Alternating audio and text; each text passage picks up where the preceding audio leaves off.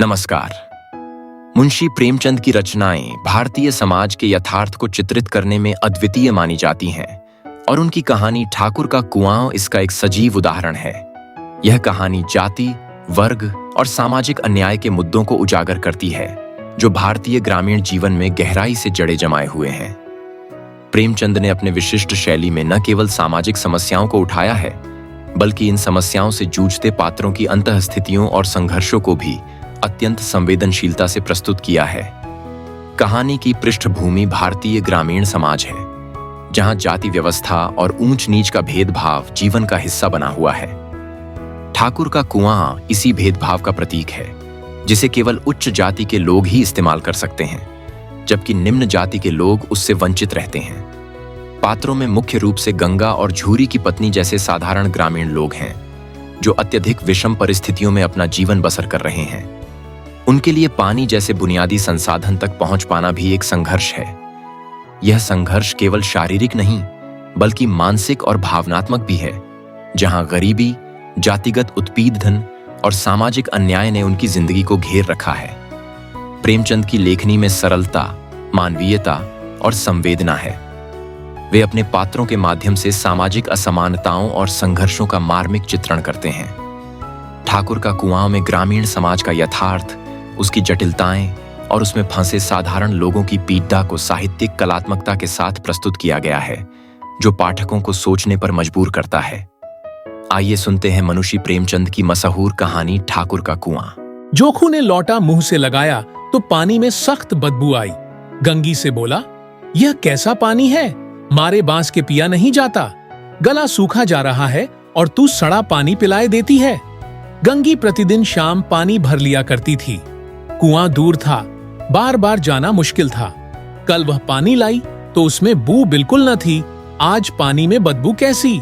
लौटा नाक से लगाया तो सचमुच बदबू थी। जरूर कोई जानवर कुएं में गिरकर मर गया होगा, मगर दूसरा पानी आवे कहां से? ठाकुर के कुएं पर कौन चढ़ने देगा? दूर से लोग डांट कर भगा देंगे। साहू का कुआं गांव के उस सिरे पर है, परंतु वहां भी कौन पानी भरने देगा? कोई तीसरा कुआं गांव में है नहीं। जोखू कई दिन से बीमार है। कुछ देर तक तो प्यास रोके चुप पड़ा रहा, फिर बोला, अब तो मारे प्यास के रहा नहीं जाता। ला, थोड़ा पानी नाक बंद करके पी लूं। गंगी ने पानी न दिया। खराब पानी से बीमारी बढ़ जाएगी इतना जानती थी, परंतु यह न जानती थी कि पानी को उबाल देने से उसकी खराबी जाती रहती है। बोली, यह पानी कैसे पियोगे? न जाने कौन जानवर मरा है। कुएं से मैं दूसरा पानी लाए देती हूं। जोखू ने आश्चर्य से उसकी ओर देखा। पानी कहां से लाएगी? ठाकुर और साहू के दो कुएं तो हैं, क्या एक लोटा पानी ना भरने देंगे? हाथ पांव तुड़वा आएगी और कुछ ना होगा। बैठ चुपके से, ब्रह्म देवता आशीर्वाद देंगे। ठाकुर लाठी मारेंगे, साहू जी 1 के 5 लेंगे। गरीबों का दर्द कौन समझता है? हम तो मर भी जाते हैं तो कोई द्वार पर झांकने नहीं आता। कंधा देना तो बड़ी बात है, ऐसे लोग कुएं से पानी भरने देंगे? इन शब्दों में कड़वा सत्य था। गंगी क्या जवाब देती, किंतु उसने वह बदबूदार पानी पीने को न दिया। रात के 9 बजे थे। थके मादे मजदूर तो सो चुके थे। ठाकुर के दरवाजे पर 10-5 बेफिक्रे जमा थे। मैदानी बहादुरी का तो अब न जमाना रहा है न मौका।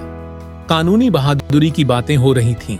कितनी होशियारी से ठाकुर ने थानेदार को एक खास मुकदमे में रिश्वत दी और साफ निकल गए। कितनी अक्लमंदी से एक मार्के के मुकदमे की नकल ले आए। नाजिर और मुहतमिम सभी कहते थे नकल नहीं मिल सकती। कोई 50 मांगता, कोई 100। यहां बेपैसे कौड़ी में नकल उड़ा दी। काम करने का ढंग चाहिए। इसी समय गंगी कुएं से पानी लेने पहुंची। कुप्पी की धुंधली रोशनी कुएं पर आ रही थी। गंगी जगत की आड़ में बैठी मौके का इंतजार करने लगी। इस कुएं का पानी सारा गांव पीता है, किसी के लिए रोका नहीं, सिर्फ ये बदनसीब भर सकते। गंगी का विद्रोही दिल रिवाजी पाबंदियों और मजबूरियों पर चोटें करने लगा। हम क्यों नीच हैं और ये लोग क्यों ऊंच हैं? इसलिए कि ये लोग गले में तागा डाल लेते हैं। यहां तो जितने हैं एक से एक छोटे हैं। चोरी ये करें, जाल फरेब ये करें, झूठे मुकदमे ये करें। अभी इस ठाकुर ने तो उस दिन बेचारे गडरिये की भेड़ चुरा ली थी और बाद में मारकर खा गया। इन्हीं पीड़ित के घर में तो 12 मास जुआ होता है। यही साहू जी तो घी में तेल मिलाकर बेचते हैं, काम करा लेते हैं, मजूरी देते नानी मरती है। किस किस बात में हमसे ऊंचे हैं। हम गली गली चिल्लाते नहीं कि हम ऊंचे हैं, हम ऊंचे। कभी गांव में आ जाती हूं तो रस भरी आंख से देखने लगते हैं, जैसे सबकी छाती पर सांप लौटने लगता है। परंतु घमंड यह कि हम ऊंचे हैं। कुएं पर किसी के आने की आहट हुई।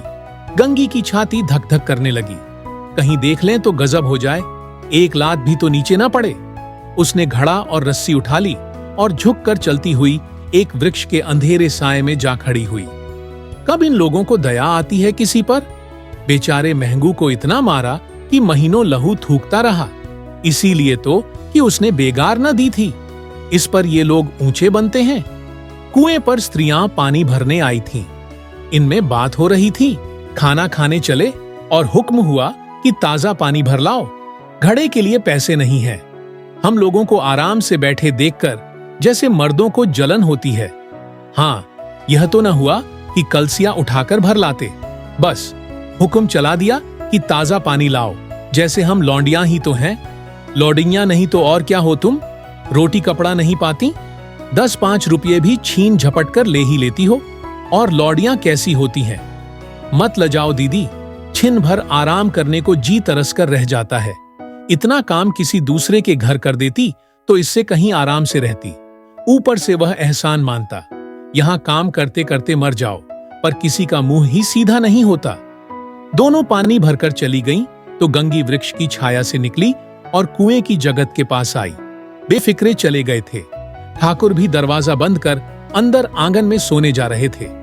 गंगी ने क्षणिक सुख की सांस ली। किसी तरह मैदान तो साफ हुआ। अमृत चुरा लाने के लिए जो राजकुमार किसी जमाने में गया था, वह भी शायद इतनी सावधानी के साथ और समझ बूझ कर न गया हो। गंगी दबे पांव कुएं की जगत पर चढ़ी। विजय का ऐसा अनुभव उसे पहले कभी न हुआ था। उसने रस्सी का फंदा घड़े में डाला, दाएं बाएं चौकन्नी दृष्टि से देखा, जैसे कोई सिपाही रात को शत्रु के किले में सुराख कर रहा हो। अगर इस समय वह पकड़ ली गई तो फिर उसके लिए माफी या रियायत की रत्ती भर उम्मीद नहीं। अंत में देवताओं को याद करके उसने कलेजा मजबूत किया और घड़ा कुएं में डाल दिया। घड़े ने पानी में गोता लगाया, बहुत ही आहिस्ता, जरा भी आवाज न हुई। गंगी ने 2-4 हाथ जल्दी जल्दी मारे। घड़ा कुएं के मुंह तक आ पहुंचा। कोई बद्दा शहजोर पहलवान भी इतनी तेजी से न खींच सकता था। गंगी झुकी कि घड़े को पकड़कर जगत पर रखे कि एकाएक ठाकुर साहब का दरवाजा खुल गया। शेर का मुंह इससे अधिक भयानक न होगा। गंगी के हाथ से रस्सी छूट गई। रस्सी के साथ घड़ा धड़ाम से पानी में गिरा और कई क्षण तक पानी में हिलकोरे की आवाजें सुनाई देती रहीं। ठाकुर कौन है, कौन है, पुकारते हुए कुएं की तरफ आ रहे थे और गंगी जगत से कूदकर भागी जा रही थी। घर पहुंचकर देखा कि जोखू लौटा मुंह से लगाए वहीं मैला गंदा पानी पी रहा है।